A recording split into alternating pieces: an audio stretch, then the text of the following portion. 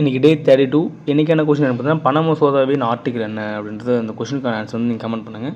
So இன்றைக்கி என்ன பார்க்க போனோம், லாஸ்ட் டைம் வந்து குடியரசுத் தலைவருடைய நியமனங்கள் பார்த்தோம். அது வந்து அரசியல் சார்ந்தது. சட்டப்பூர்வ அலுவலகங்கள் என்ன நியமனம் பண்ணுறதை பார்க்க போகிறோம். தேசிய மனித உரிமைகள் ஆணையத்தலைவர் மற்றும் உறுப்பினர்களை நியமிக்கிறார் குடியரசுத் தலைவர் தான். அடுத்து பார்த்திங்கன்னா, மத்திய ஊழல் தடுப்பு மற்றும் விழிப்பு பணி ஆணையரையும் குடியரசுத் தலைவர் தான் நியமிக்கிறார். அடுத்து மத்திய தகவல் ஆணையர்களை நியமிக்கிறார்.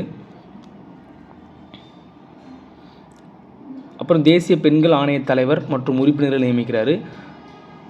அடுத்து பார்த்திங்கன்னா, லோக்பால் அமைப்பின் தலைவர் மற்றும் உறுப்பினர்களை குடியரசுத் தலைவர் தான் நியமிக்கிறார். அடுத்து பார்த்திங்கன்னா, மத்திய நிர்வாக தீர்ப்பாயத்தின் தலைவர் மற்றும் உறுப்பினர்களையும் நியமிக்கிறார்.